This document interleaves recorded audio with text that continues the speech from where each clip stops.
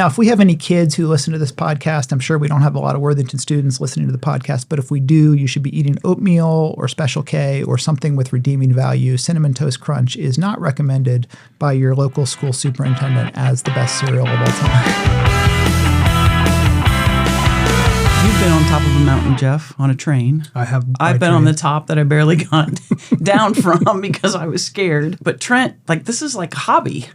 He enjoys climbing mountains, being able to say he got to the top of a mountain, and sometimes his family goes with him, and sometimes they don't. Maybe tell me a story about one of the mountains that you climbed and the process it took to get there. In the state of Colorado, there are 58 mountains that are above 14,000 feet. And so 4 or 5 years ago, we were out in Colorado, and we stumbled across this. It was not something that we knew much about. We were Ohio people, flatlanders, as they would call us in Colorado. Learned about a mountain that was called Quandary Peak, and it's right outside of Breckenridge. It's one of the 14ers. So we set out as a family to try to climb this 14,000 feet mountain. Peyton and I did make it to the top. The rest kind of turned around at one point, but it became something that we were interested in. And so there's websites, 14ers.com, and they talk about the different routes and the different mountains. And these are all attainable mountains, or at least most of them. These class 1, 2, 3s don't really require a helmet. You can walk up, some scrambling, which means you might have to be on all fours at times. So we've been working on climbing some of these mountains. We've climbed maybe 12 of these mountains. So our family climbed Mount Elbert. Mount Elbert's the tallest mountain in Colorado, outside of Leadville, Colorado. And so we were out there a couple summers ago,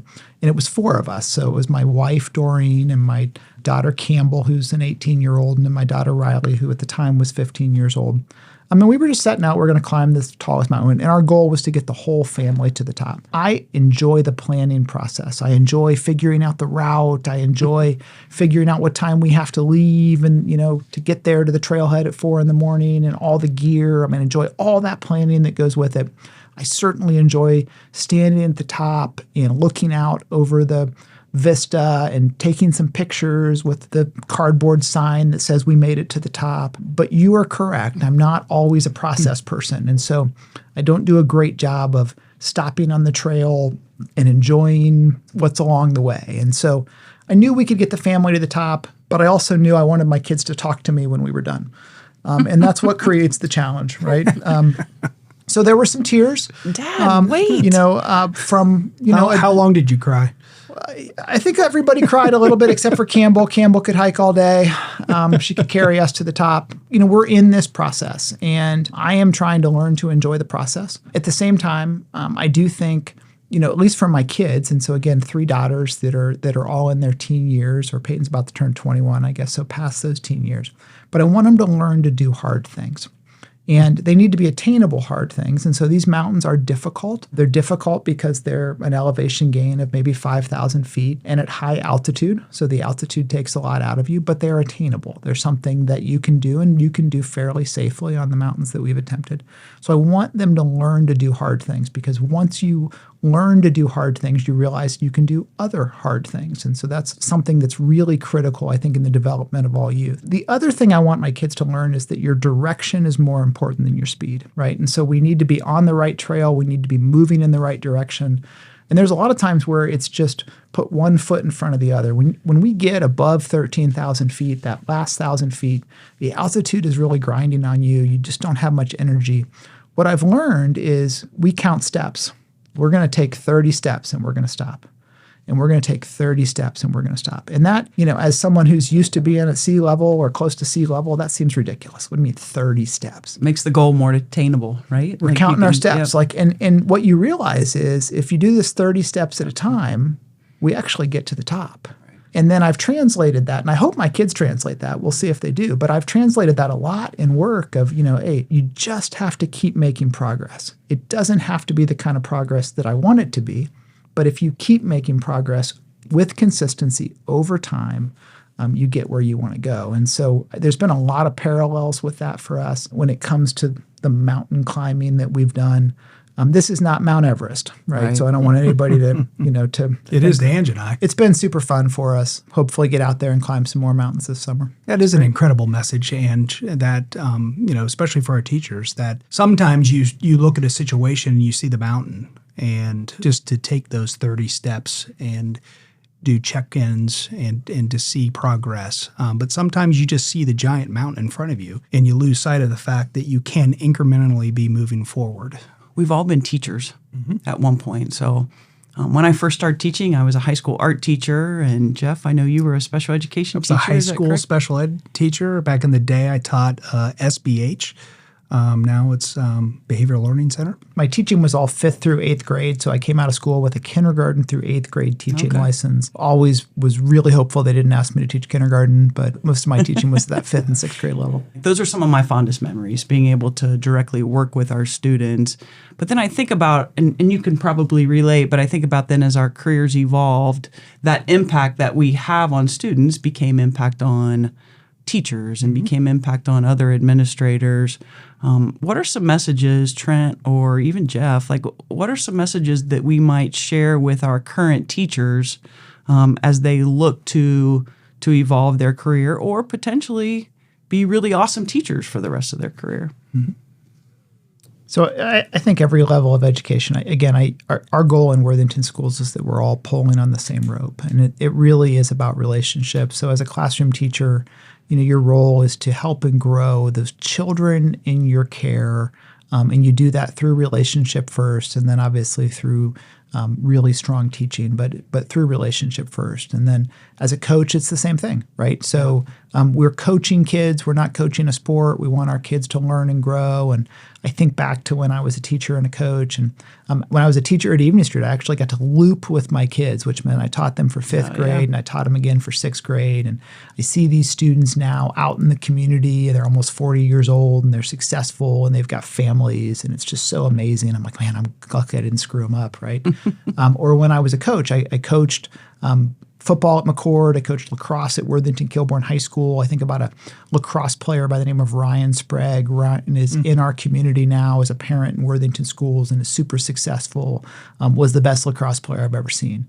And again, he and I were talking just the other day and he called me coach. And I thought, how cool is that? Yeah. Like, is there a cooler title than teacher? That's right. Like you were my teacher or you were my coach. And I know that those who are doing that work and making a career out of doing that work makes such a difference.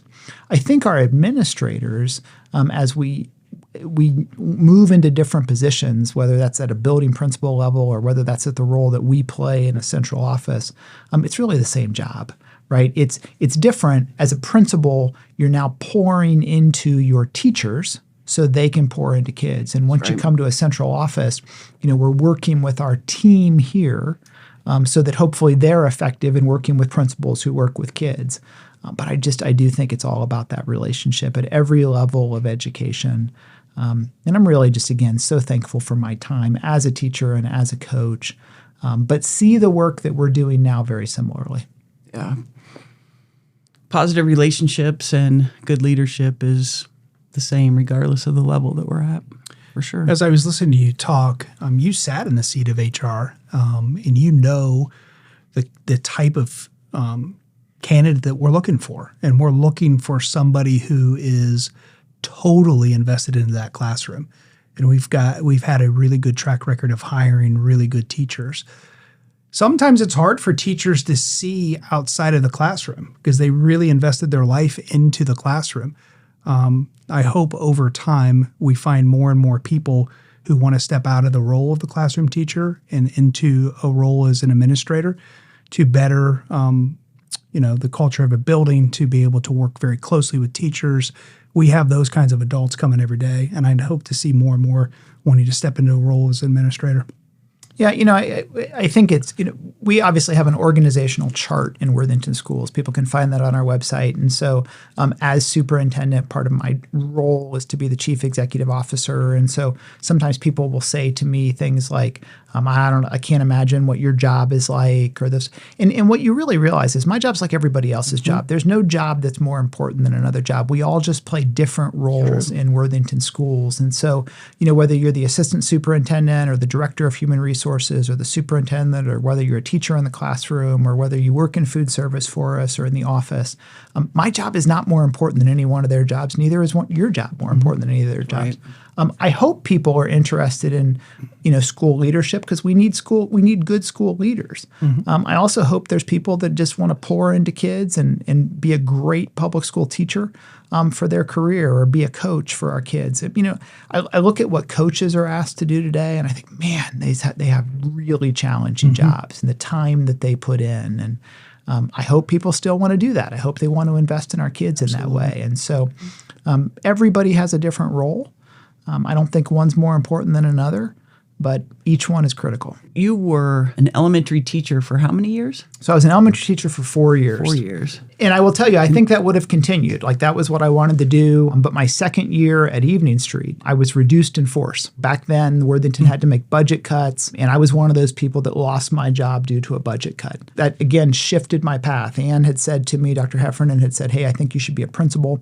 I just needed a job. Right. And the job that was open was the dean of students at McCord Middle School. And that was more of an administrative job, but it was a teacher on special assignment. But I ended up there, not because that was my intentional path, but because I needed a job. Dean of students at McCord, and then you found your way to Marysville. Yeah, Was I that did. when you left It is. Worthington? Yeah, so I was a dean of students. I finished my master's degree at Ohio State in school administration. I knew at that point that's what I wanted to do.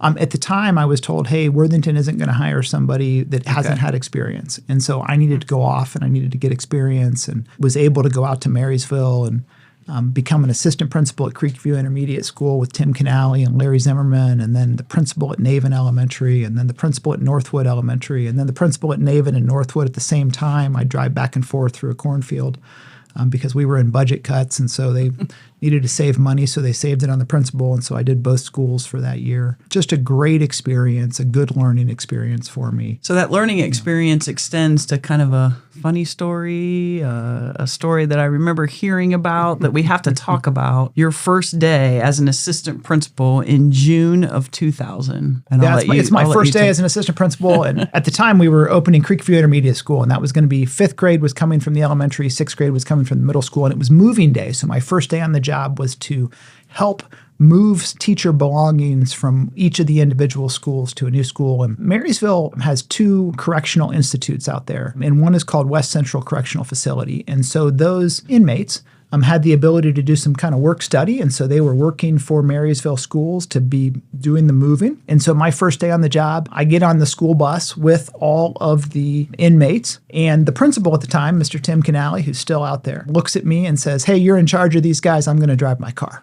And I'm sitting at the front seat going, nice. What did I get myself into? I am terrified. I'm not making eye contact with anybody. And I'm thinking, I don't know what I'm supposed to do here. And that really was the start of my administrative career. And I think, when I look back, I'd say that's pretty good training because there's a lot of times you go, somebody should really fix this or somebody should really make this decision. And then you're like, That somebody's you. that somebody might be me.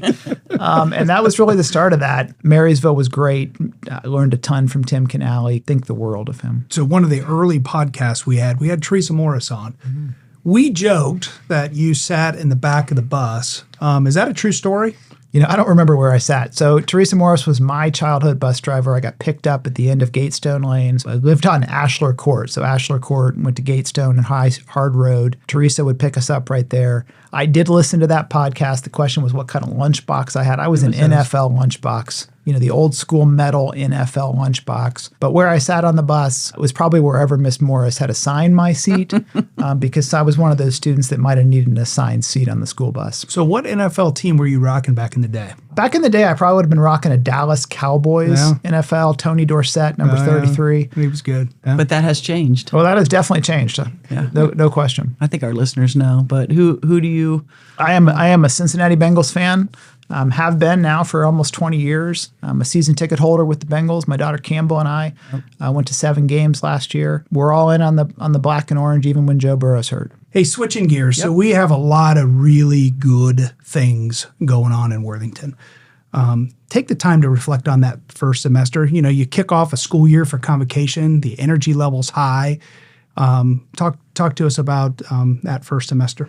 Yeah, so this year I know you had Tim Kite on a podcast. If someone hasn't heard that podcast, they need to go back and listen to it. He was amazing. And we talked about 20 square feet to impact 20 square miles. So Worthington Schools is approximately 20 square miles. Each of us, how we bring ourselves to our 20 square feet makes a difference. And so one of the things that we always want to talk about in Worthington Schools is that every single person in our school district has impact throughout our school district. So all 1,325 of our employees, again, how we interact with our kids, how we're kind to our kids, how we're present for our kids, how we show up every day makes a difference. And when all of us pull on that rope, then we make this huge impact throughout our 20 square miles. So that's continuing to just be part of our conversation for this school year. There's so many good things going on in Worthington. If you've driven by Thomas Worthington High School, obviously we opened the new Down Nelson Field House at Hamilton Field. So we're excited about that for our athletes and for our community. The new Thomas Worthington High School is coming out of the ground. We've got 2 stories up on the west end.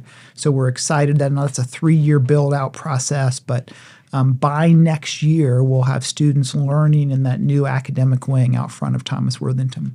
We're getting really close at the new natatorium. So as part of master facility planning, we're building the new Thomas Worthington. We're building a new natatorium. And we're also going to renovate Worthington Kilbourne High School. So we expect in January of 2024 for the natatorium to go to bid and construction to begin in April, and that'll be a 20-month build-out. And a pretty similar process at Worthington Kilbourne High School, where this spring we'll take those projects to bid, and we'll see construction this summer begin at Worthington Kilbourne High School. Our new turf fields at both high schools are open. We've got lights on those fields, so giving our athletes, really of all ages, more ability to use those fields, and so we're excited about those additions to our school district. We have engaged this fall with many members of our community, a couple hundred, in what we call a Portrait of a Learner process. So hopefully people have seen that on our social media or in the newsletters that have been mailed out. But we are really working to define what are the competencies that we want from our Worthington Schools graduates, and how does that play out in each level of our school district. And what's been super cool is that, again, a couple hundred people have showed up to just 4 different night meetings to engage and be part of that process, provide their feedback. And I have this incredible sense of gratitude every time I'm there to just say, man, this number of people want to give their time on what has really been beautiful evenings when they could be doing something else to invest in our schools. So that's been awesome. Our high school projects that I mentioned are the second phase of our master facility plan. We're beginning to plan for phase 3. So phase 3 is an elementary school plan. Randy Banks, our assistant superintendent, has been going to each elementary school PTA meeting. He did a presentation to our Board of Education. Again, our community can find that presentation on our Worthington Schools YouTube page. We'd like them to take a look at that, but we're trying to really set the tone for, hey, we're going to begin a new planning process to say, how are we going to tackle facilities at our elementary schools, and what's that going to look like, and what are the trade-offs that might have to be made when we go through that process. So we're actively working on that. Our special education department is going through an audit right now, and so we voluntarily asked a group to come in from Massachusetts that is really taking a hard look at all aspects of our special education department. We really want to make sure that we're providing the best education possible to our students, and we want to do that in the most efficient manner. So they've been working with our team throughout the fall. We expect sometime in the first quarter of 2024 to have results from that special education audit, and then to really sit down and plan for what does that look like as we move forward. And then we have 2 new Board of Education members. So Amber Epling and Stephanie Harless will begin their term in January of 2024 on the Worthington Board of Education. Those are 4-year terms.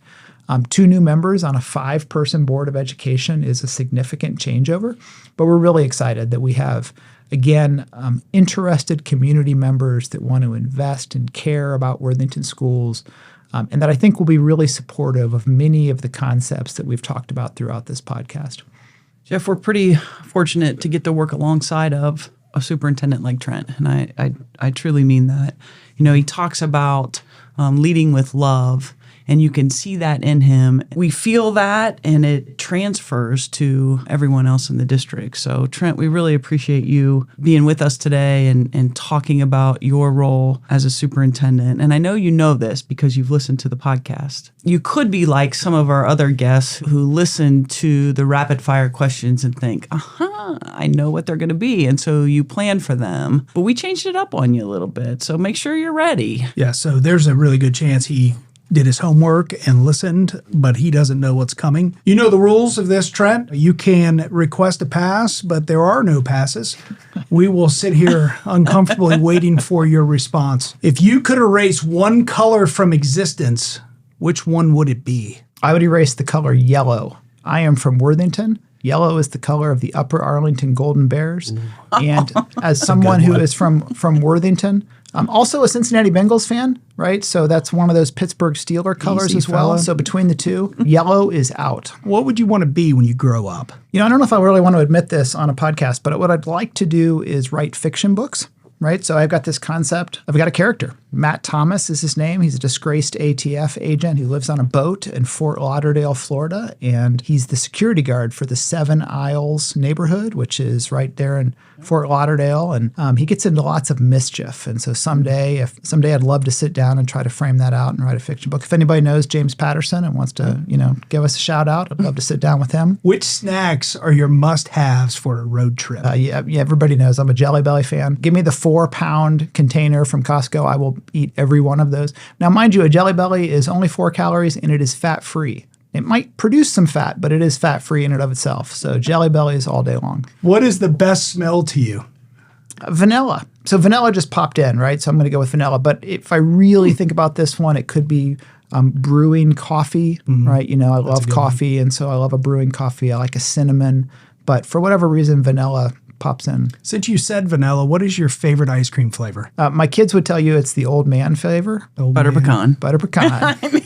I've never heard it referred to the. I also like My grandparents liked butter pecan. I don't know. I like the homemade, the UDF homemade brand of butter pecan. That's my favorite. I don't like all butter pecans. Oddly specific. I do like a good chocolate peanut butter. What was your favorite video game to play growing up? I'm going to go with Tecmo Bowl, the original Tecmo Bowl. So that's a little bit, when you say growing up, that'd have been like my senior year of high school, early college, but original Tecmo Bowl. What is the one book that impacted you the most? I don't know that I could frame that. The book that I think about when you say that right now is The Power of Moments by Chip and Dan Heath, and just really talking about how the brain works and how we remember things in moments. And that's impacted me, I think, as a dad, maybe a little bit as a school superintendent, but in just really thinking about the decisions we make today will be the stories that we tell in the future. And when we create those moments, that's how our brain works. And so that's how mountain climbing works for me. That's how vacation works a little bit. I remember those things. If your life was a song, what would the title be? If my life was a song, I would go with old school country. John Michael Montgomery is the artist. Life's a dance you learn as you go. If you could be any character in a book, who would it be and why? So that's a hard one. I actually read a lot of fiction books. And so I read Mitch Rapp, Virgil Flowers, Lucas Davenport, Jack Reacher. So these characters of book series that have like 20 books.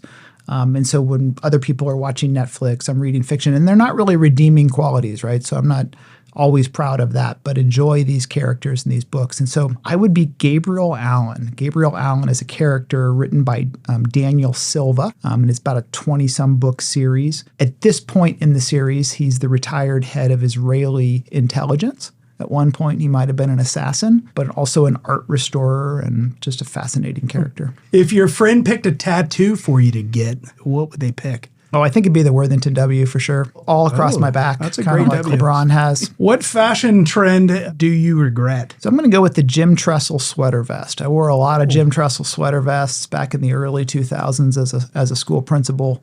Look back now and go, I don't know about that fashion trend. Last question, and the most important one.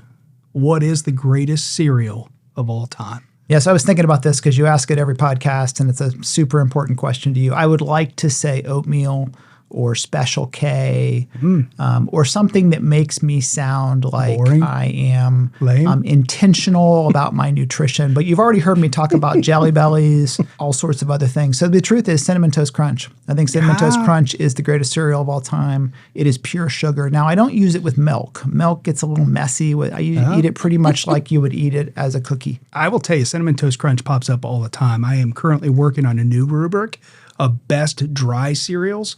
And I think Cinnamon Toast Crunch actually sits at the top of best dry cereal. The integrity gets lost in the milk, changes, but dipping your hand in that box and just eating dry Cinnamon Toast Crunch, very good. Well, Dr. Bowers, thank you. Thanks so much for joining us for Worth the Journey podcast. Truly was a pleasure. Thank you for having me. Thanks, Trent. Trent, thanks for being an incredible leader for the Worthington schools. Thanks for tuning in to today's Worth the Journey podcast. You can find us on Apple, Spotify, Google, our Worthington Schools website, or wherever you get your podcasts. A big thanks to Corey Carter and our communications team for making this podcast a reality. And of course, to our students at The Ohio State University in the communications department. The journey may not always be easy, but it'll definitely be worth it. Thanks for taking care of each other, and have a great day out there.